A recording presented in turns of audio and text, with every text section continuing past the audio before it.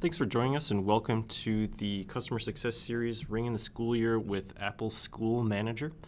The presentation today will probably last about 30 to 45 minutes, and then we'll have some time at the end for questions.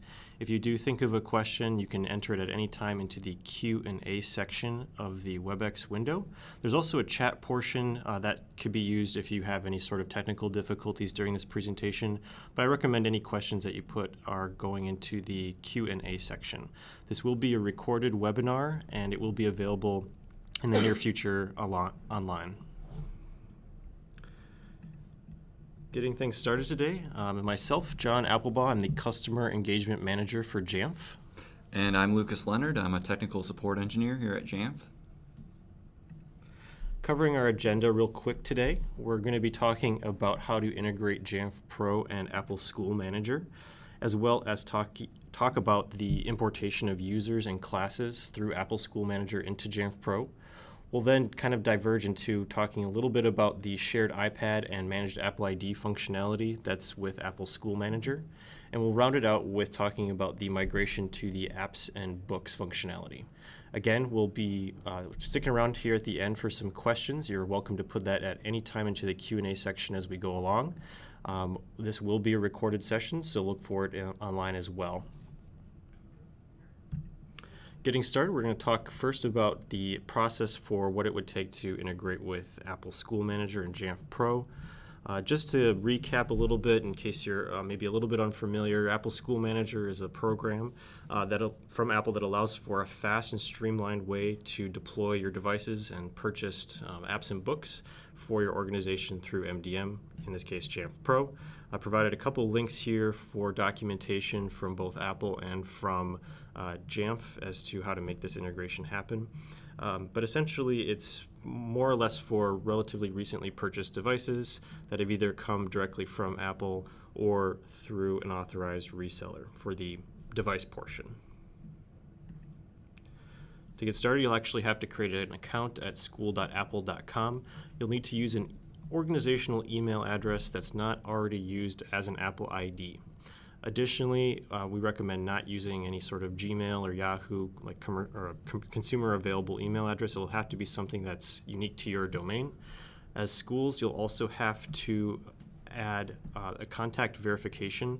So there's two people you'll add. One is the administrator, conceivably yourself, as well as a person that can verify that you're authorized to create this account on behalf of your school or district.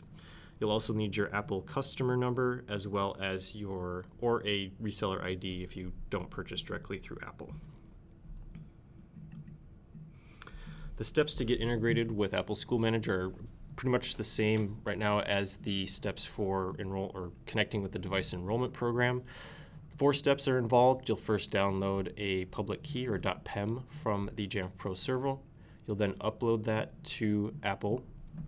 Apple will then provide you with a server token that then you can put back into your Jamf Pro server, thereby completing the connection. So what that looks like is you'll first go into Settings, Global Management, and Device Enrollment Program. You'll select the option for Public Key, which will download that .pem file for you. Once you have that key, you'll then navigate to Apple School Manager. Provided it's already set up, you'll log in and you'll navigate to MDM servers on the left and then click on the option for Add New MDM Server, which we've highlighted here.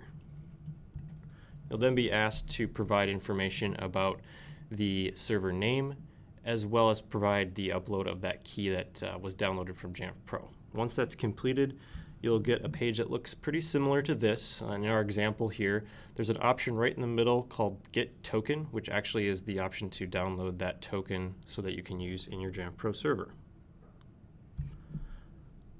Diverting a little bit, if you're already an Apple School Manager and you want to assign your new purchases to that MDM server, you can do so now.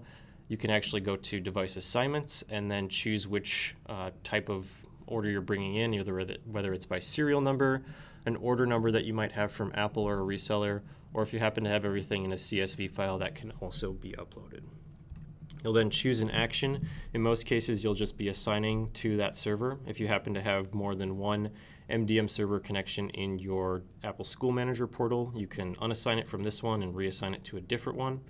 If for some reason you need to completely get rid of devices, that would be the release devices. But keep in mind that once you do that option, they're completely gone from your Apple School Manager DEP instance. So only recommend that if it's, these are being recycled or sold or being returned to your lease provider. Once you have that token, we mentioned back earlier, from Apple School Manager, you'll go back to Settings, Global Management, Device Enrollment Program, and you'll select New. From this, you'll get the option to create a new connection to the Device Enrollment Program. You'll be required to put in a name just for the sake of organization and making that easily identifiable. You'll then upload that token that you received from Apple, and that should be it to complete the steps here. You'll actually see if you went ahead and assigned any devices, you'll see them come under the Devices tab. This just shows you what's actually being pulled in from Apple School Manager for available devices to be scoped for an eventual pre-stage. That's not necessarily what we're going to go into too much on this webinar, but if you're familiar with some of our other resources on device enrollment program or pre-stage enrollment, that would be the next steps if you're looking to do enrollment. Additionally, just want to note here too that your Jamf Pro server is running a DEP monitor every hour. So as you add new devices into Apple School Manager, it takes roughly about an hour for those changes to show up in your Jamf Pro server. All right, so next we'll be wanting to integrate with Apple School Manager within Jamf Pro. To do this, we'll navigate to Settings, Device Management, and then Apple Education Support. Here we'll see an option under the General tab to enable Apple Education Support. This option is to allow Apple Classroom to be used with classes and users from Jamf Pro. So this can be actually done independently of having Apple School Manager set up and can be used to utilize Classroom app in your environment. Within the Apple School Manager integration page, though, you'll see an option to check this to integrate with Apple School Manager. When checking here, you'll see that an option will appear to add an integration. When we click that, we'll see the option to put in a display name for that Apple School Manager instance. We'll choose a DEP token to use with this instance, so likely the one that you've just set up from Apple School Manager. And we'll also be able to select a sync time in order to sync users that have been imported. Right from here, you'll get this dialog showing that you've completed the steps of integrating with Apple School Manager. There are additional steps just that we'll show in a bit on actually the naming convention you can use for classes and users. But just wanted to highlight here that you'll see that there's a sync time selected. We recommend something in the afternoon or evening for your sync time daily with Apple School Manager, just so it doesn't have any disruptions during your normal school day. Once you make that initial connection with an Apple School Manager instance, it takes about 24 hours for that sync to complete. So just something to keep aware of. There is the option to force sync, but that doesn't necessarily just pull everything all at once. It just begins the sync at that point. So it could take time for data to come from Apple School Manager into Jamf Pro. From here, we'll just go ahead and hit save, and then we'll be talking about the importation of users and classes. All right. So a couple of things to keep in mind for importing users and classes. The first thing to keep in mind is how that data is actually coming into Jamf Pro. It actually has to exist within Apple School Manager before we're able to import it. So that integration in Apple School Manager could be using SIS, could be using SFTP. SIS is essentially an integration that Apple School Manager allows to bring in information from providers such as PowerSchool, SunGuard, eSchool Plus, where SFTP is uploading like an Excel spreadsheet of all of your classes and user information into Apple School Manager. Additionally, another thing to keep in mind is username to username matching. This is used when having existing users in Jamf Pro and wanting to match up with them. So if you have LDAP users that need to be assigned to specific devices in your environment, you'll likely want to have that set up in Jamf Pro previous to your import of Apple School Manager so that those devices or those users have something to match up with. If this isn't your first year going through this integration, you'll likely want to be cleaning up users both from the Apple School Manager side of things, users that are no longer in your school, or clear out classes that are no longer available. Additionally, if you have LDAP users that are no longer there, you might want to clear those out as well as adding new users into Jamf Pro. Finally, another thing that we recommend is that when importing, we recommend importing users before importing classes. This just makes it a little bit easier to troubleshoot the user integration and makes it so you don't have to clear out any classes while troubleshooting. And then finally, when you do get around to importing classes, we'd recommend just importing one class to begin with. So to actually set up the integration for moving classes and users into Jamf Pro, the first thing to keep in mind is for classes, we have this class naming format. This is actually done within the Jamf Pro integration that we had discussed a little earlier. This will allow you to set up the name that the class will show up with in Jamf Pro. So you can set up course name, then as you see in our example here, we have a space. That space then is followed by another criteria that we've shown a couple different options for. So you could do something like biology space and then have a teacher or a grade. And this is all done previous to actually importing the classes. Another option here is the class description format. With this option checked, you'll see more verbose information in the Classroom app when actually importing these classes and using them. When importing the users, we have a few different options that we can use to match them up with existing users in Jamf Pro. This is really going to be up to the existing users that are in Jamf Pro, and then also the information and how it's set up in Apple School Manager. So our typical recommendation is to use criteria of managed Apple ID starts with username in Jamf Pro. With that said, this isn't going to work for everyone. One example of something that would be, wouldn't fall into this would be if your username has a middle initial with LDAP but doesn't have that in Apple School Manager. If that's the case, there's other criteria that you could use to actually create this match. Once we actually get to import the users, there are two methods to import from Apple School Manager for users. The first one is within the Users tab, Search Users, and then doing a blank search. You'll be able to click the Import button in the upper right corner. Once you've done that, you'll be prompted to choose a series of information. The first one is to choose a site. This would only be utilized if you were using sites already in Jamf Pro. A good example of this would be if you had multiple schools in a district and each school had a different set of users and a different set of classes. You then could choose if you're going to import all users at once or going to choose a subset of users. The subset criteria that we have are managed Apple ID, specifically if it's available or is none, courses, classes, and grades. Or course name, class name, and grade. The class name and course name are set up within Apple School Manager, and that one is mostly up to your preference and what you've set up for each of those criteria. Once you've started the import, based on that subset, you'll see users appear if there's a match that's being made. This will allow you to make a check to confirm that the users that are matching up with the correct user in Jamf Pro. If you see multiple users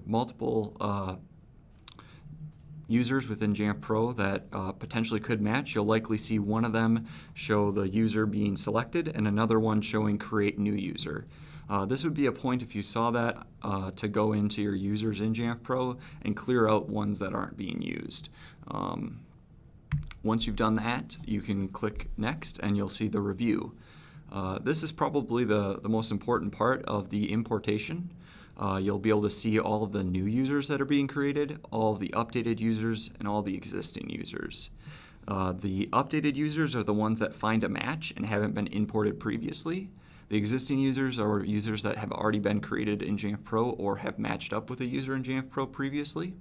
And the new users are users that haven't been imported previously and also don't have anything that they're matching up with. So if you're starting to see, 65 new users and you're expecting all of your users to match up with something, this would be another point that you'd want to stop this importation by hitting cancel and go through and confirm matching criteria that it's actually matching up with the ones that are in Jamf Pro already. Once you hit next, it will go through an import. This could take a bit of time depending on how many users you're actually importing. The second method to importing is importing classes. An importation of classes will import any users that aren't in Jamf Pro already and are associated with the class. So this can be another method to bring in users if the importation of users isn't a method you want to use. So within devices, classes, you'll see this import button on the upper right-hand corner. Clicking it, you'll see a similar screen to choose a site for the classes to be assigned to. And then if you click next, this is a little bit different than how it's set up in an importation of users. You actually go through and check any classes you want to import. So with initial testing, we would advise selecting one, maybe two classes if you have a range of different types of classes to try importing. Once you've done that, if there are any matching users, you'll once again see the matching users screen, and then clicking next, you'll see the review page. This review page includes one additional field, which is classes. This will show you any classes that you've selected and that are being imported. Clicking next, it will start and complete the import. Okay, so talking a little bit about the shared iPad and managed Apple ID functionality that comes with Apple School Manager. If you're not familiar, there is some additional benefits or features of Apple School Manager besides just the ability to deploy apps and devices quickly through MDM. One of those features is shared iPads. So you might be familiar with the terminology a little bit, but just in case, I just want to clarify that there's two different uses of the word shared. Shared in the Apple sense means the devices are being set up as part of a pre-stage enrollment through DEP that sets them into a shared condition, meaning that they can have multiple user accounts logged into them. A shared small s could potentially refer to, in colloquial terms, to something that was enrolled maybe as a cart-based deployment through Apple Configurator. So this is like a cart that maybe has 30 iPads that were all configured through Apple Configurator.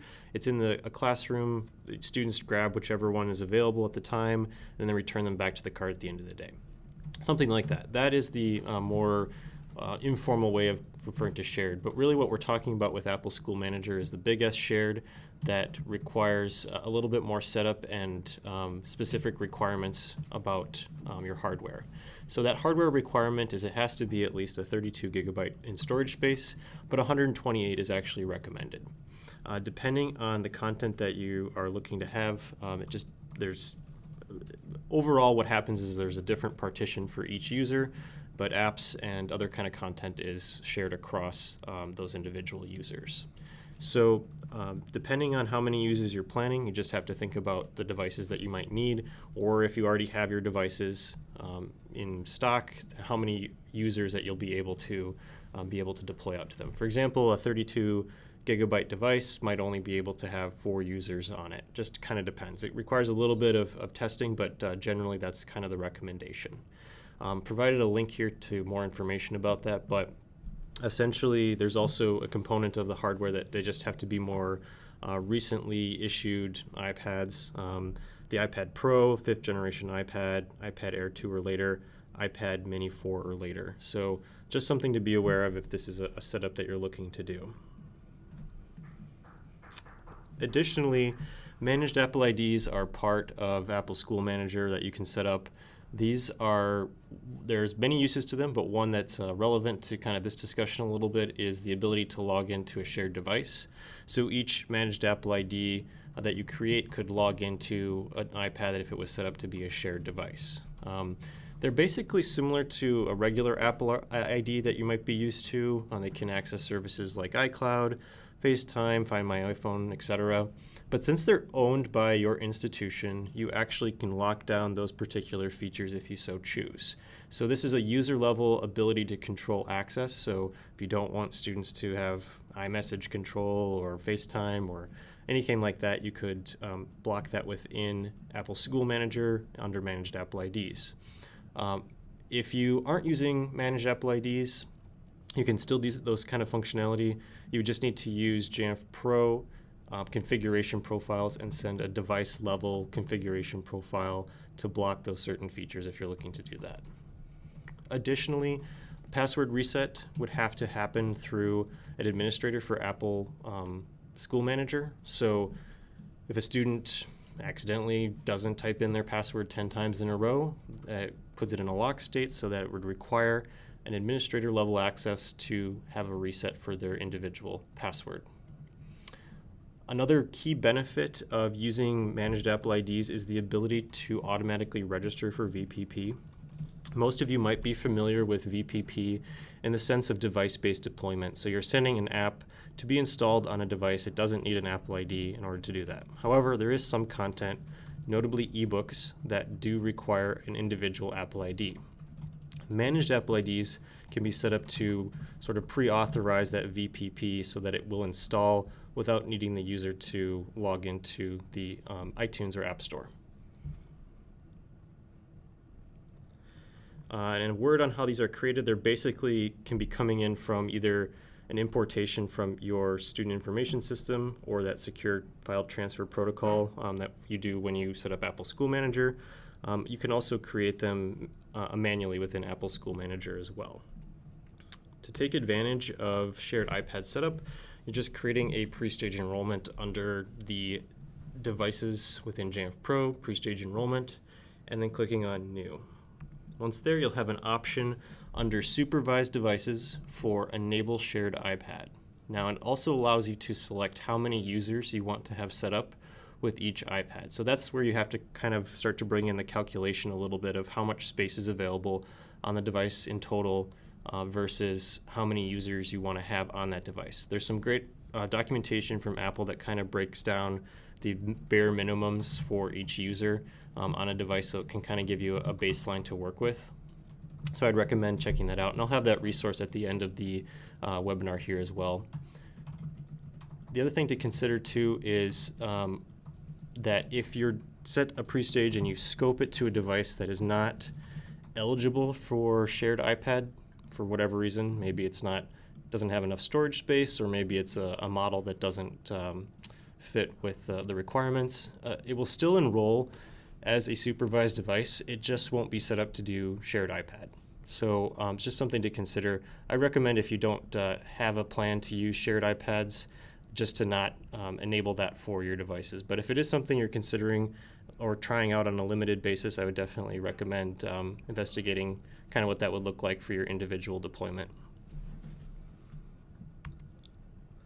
And lastly, we wanted to touch on the apps and books portion within Apple School Manager, which in many ways is kind of coming out to be the next step for VPP, or the volume purchasing program.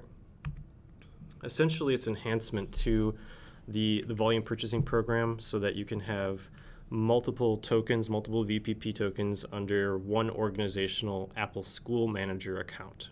So each token would still be unique. You'd still have to upload it into Jamf Pro, but all of your tokens and content would be searchable and supported under one Apple School Manager.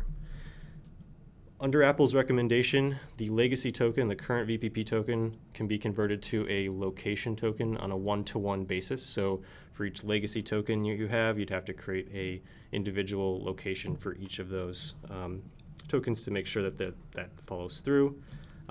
Additionally, if you have existing licenses or apps out there being deployed, the migration only affects unassigned licenses. So any currently assigned licenses will stay exactly where they are. Apps aren't coming off or anything like that. Once you revoke that app or remove it from the device, it goes back to the token and then can be transferred over to location-based tokens. To set up the location token, or to set up a location within Apple School Manager, you can go into Apple School Manager and click on Locations. If you have privileges as a user in Apple School Manager, you should see an option to create a new location as highlighted up in the top of the Apple School Manager screen. When adding a new location, you will be prompted for a location name. You'll also be prompted for information about the address and the location of this location. If you're using a multi-district school, you have multiple different schools, this would be a place that you'd likely want to put down the address of that school for that location. Once you've completed that, you can click Create or Save. And at that point, you'll be able to navigate into Apps and Books within Apple School Manager and hit Get Started. Once you've hit Get Started, you'll be able to select the location token that you'd like to start with when assigning content to a location token. This is going to be very similar to how the VPP portal used to look like. The interface is fairly similar when looking up and purchasing apps. You'll be able to search for ebooks or apps within this portal under Apps and Books. Once you've found one that you'd like to purchase, you'll see here Buy Licenses, where you'll be able to select the token that you'd like to assign to, select a quantity that you'd like to purchase, and then press Get in order to purchase those. But let's say that you've purchased for the wrong token. Previously, in the old VPP portal, you wouldn't be able to do anything about it. You'd have to go to the other VPP token and try purchasing there. Here in Apps and Books, though, you're able to select the licenses from the token that you accidentally purchased for, and select a quantity, and then select a new location that you'd like to transfer them to. So in this example, we clicked into Vang, selected 10 of the self-service licenses, and we're going to move those over to the Zelda token. One thing to keep in mind with this, though, if those licenses are already in use, you won't be able to actually move them over until they've been revoked or unassigned. Once you've done that, in order to get that location token into Jamf Pro, you can go into Settings and then Apps and Books. Here, if you scroll down, you'll be able to see a list of your location tokens, and next to each one of them, you'll see a download button. Once you've downloaded them, you can upload them into Jamf Pro, similar to how you would do a VPP token. Another thing to note here is if you did migrate from a legacy token into a location token, you do not need to move that location token into Jamf Pro. The existing legacy token should be fine. So just one thing to note when you're doing that migration. And I think with that, we've reached most of the content that we wanted to provide you with today, so that you could have at least a start or get some more info about the different features and functionality within Apple School Manager and how that kind of relates to what you're trying to do in Jamf Pro. Like I said, this is a recorded webinar that we'll try to make available as soon as possible to you online. We do follow up by email with that information as well. We're going to take some questions here. Feel free to pop that into the Q&A section of the WebEx so that our moderators can see that and kind of get it in front of us. We'll give people a little bit of time to adjust to that while we wait. But in the meantime, I wanted to provide you with some documentation resources to help you get started with or get more information about some of the stuff we talked about. The first top is just talking about some Apple documentation, the main support sites for Apple School Manager, as well as their education programs, essentially. There's more specifics as to like the migration for apps and books, as well as how you would do SIS integration. And then there's some Jamf documentation on DEP connection, as well as our specific tech paper on Apple School Manager and the portion of our admin guide. So those quick links there, the jamf.it is just an easy way to get to those specific sites. So we're going to review the questions here for a second, and then we're going to get back to you with the first question.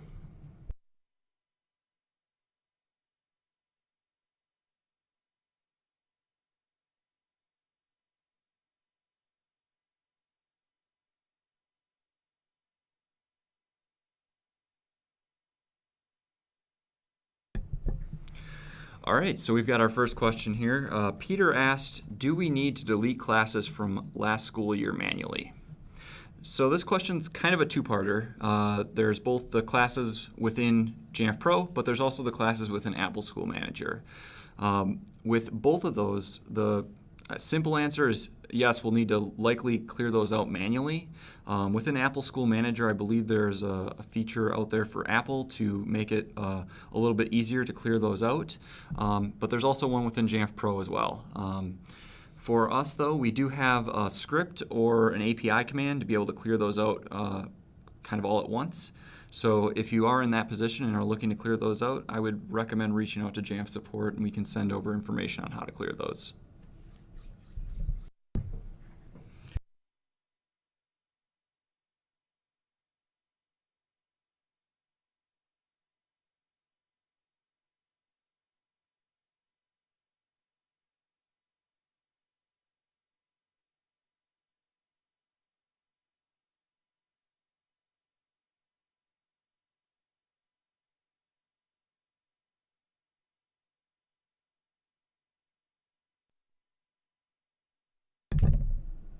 So we had another question from Matthew that was asking, specifically, if they have a mixture of devices that were already enrolled previously into Jamf Pro, and they're looking to kind of feel out the functionality of Apple School Manager. They're wondering if they make that integration, what does that do for the ones that are already there?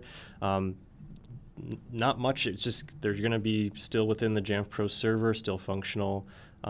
The only difference is that once you make that integration with Apple School Manager and start using that functionality, those new enrollments will be coming from Apple School Manager. The end result is that I believe the integration is just turning on the Apple School Manager functionality for education support, so things like Classroom app and everything like that. So devices that are already there going to be getting that as well. So there's a unique profile that goes onto devices when you turn that Apple Education support on, so that it can get the classroom information, the class information. All right, we also had another question here from Matthew about, do I need to manage Apple IDs within Apple School Manager first and then create the student usernames within Jamf next to best match the two users? So this one's another a little bit non-intuitive question. Basically, the users in Jamf Pro are typically used in one of two ways. They're already existing LDAP users that when they sign into the device that are being used for some functionality, either an app or to sign into the network. Alternatively, the users in Jamf Pro are being created before the importation of users from Apple School Manager in order to assign those users to a device previous to actually migrating or importing those users. So it's kind of up to you in terms of what your workflow is. If you guys are using LDAP, I would recommend having those users created previously to how the Manage app, or I would recommend having LDAP set up before having the Apple School Manager set up in order to kind of match up the Apple School Manager to your LDAP. If you're creating those users in Jamf Pro but not using LDAP, I would say create the users in Apple School Manager, and then based on the usernames you're using and the other criteria that you might use for matching, create those users in Jamf Pro. So I hope I answered that.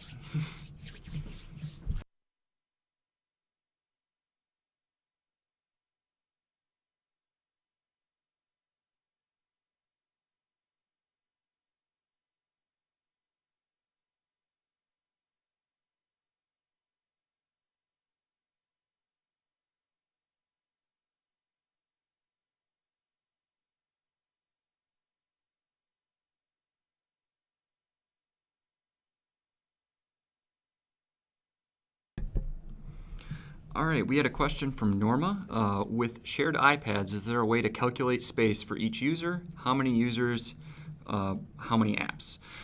So there's actually a helpful Apple document that gives an example of creating a specific number of users and how that space is actually divided. Just the kind of overview for that, though, is that the system is going to take 10 gigabytes of space.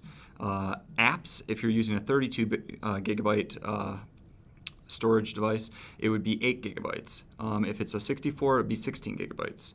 And then if you're the rest of the space on that device is actually going to be partitioned based on how many users you have. So if you initially set up the device with 6 users, or 5 users I should say, it would be 2.8 gigabytes each if it was a 32-bit gigabyte. Otherwise it will be 7.6 if it's the 64. So you can kind of see there how the larger the device you have, the more space those users are going to have. One other thing to note as well, I don't think we mentioned it during the shared iPad section, is that if you initially set 5 users for the device when going through the pre-stage enrollment, and you have 5 users log into that device, when the 6th user logs in, the first user that logged in initially is going to be removed from that device. So if you're using this shared iPad in a classroom of 20 kids, keep in mind that the first kid that logged in will get kicked off if the next kid logs in and you've already used the allocated space. Yeah, I would add just to that the allocation of space too, there's definitely a designation for the apps and media content. So if you're partnering with device-based VPP, those apps are just going to go into a separate, almost think of it like a partition on the iPad that each user could individually access if they wanted to. So that doesn't necessarily correlate to how much data the user is going to need, but if it's apps that they're creating their own documents or movies or whatever it is, that would be unique to them and wouldn't be, so they would have their own storage for that kind of, that stuff. And that would be what would be removed if a new user logged in and it was already above the existing amount of shared users. Correct. But if they enabled like iCloud or some kind of backup, then they would have that as well. So just things to consider, that there is definitely limitations to how many users you can put on a device and what will happen if you happen to go over that number. We're going to hang in for a couple more seconds here just to get through some of our questions, so bear with us.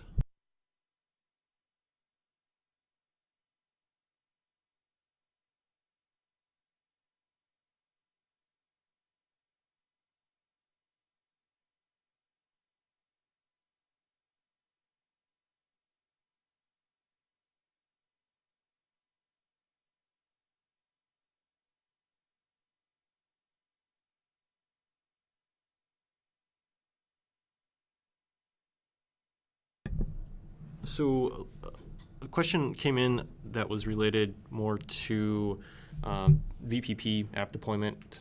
So kind of how that relates in terms of if you scope an app within self-service, how is that calculating the number of licenses that's your need?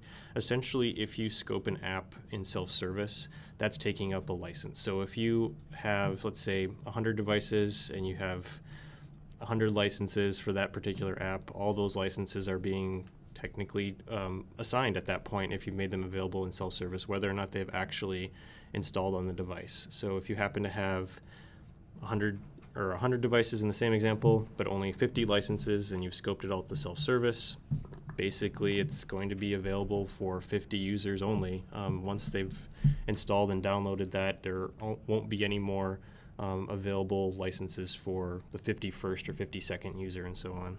You'd have to purchase additional app licenses at that point. All right, and we have another one about enabling Apple Education for just mobile devices, iOS versus macOS devices. With that, I guess one thing we didn't really touch on is that for devices to actually be part of the integration, those devices need to be assigned to a user or assigned to a user group and then assigned to a class.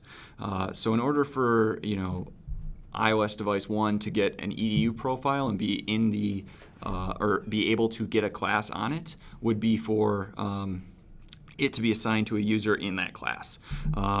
So when you're going through and setting up Apple School Manager and setting up your users, those users will need to either be assigned directly to a device that's going to be in a class, or if it's a shared iPad situation, it needs to be a shared iPad user group that's assigned to that class, or not user group, but device group. So essentially, there has to be some sort of user association on a Yep. device in order for it to show up as something in a class. Is that kind of what Yep, you're saying? exactly. So with regards to the Mac OS, if they're not actually using Apple School Manager at all, it shouldn't be an issue. They shouldn't see any problems with enabling that integration. Peter asked a good question, which is there a best practice documentation for, new year or each or a rollover essentially? Like how do you do a reprovisioning and clear out your system, things like that? That's not something we currently have. It's definitely an interesting topic. So I appreciate the suggestion though. Some of the things that we provided here can help with that. I think some of the things we talked about in terms of, in order to kind of every year your classes are going to have to be removed from Jamf Pro if you're not using them. It's just easy. There's different ways we can do that through, like Lucas mentioned, through tools like API that can do that for you. But one tool that I didn't mention, but is a really great third-party integration with Jamf Pro, is what's called the JSS Mutt. It's available on the Jamf Marketplace and is a tool that you can use to upload an Excel spreadsheet worth of users into Jamf Pro. So if you are looking to kind of get best practices for a new year rollover, I would say setting up an Excel spreadsheet with those users in the format that app requires would be a great first step. Yeah, and that's a tool like the mass update tool, the Mutt, is also valuable if you don't happen to have any kind of LDAP or directory integration. It's kind of a go-to for a lot of people. It's available from the App Store for macOS, as well as you can get it online directly from the developer. But it is macOS only. But yeah, I think it's pretty good for most people.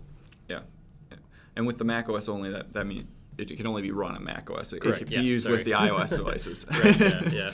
It can update any of your Users, devices, devices, macOS devices. Can do a lot of things like rename your devices and stuff like that. Yep. So. Also can be used if you are looking to assign specific users to a specific device. You can set that up within your Excel spreadsheet or CSV and upload that information into Jamf Pro. Mm-hmm.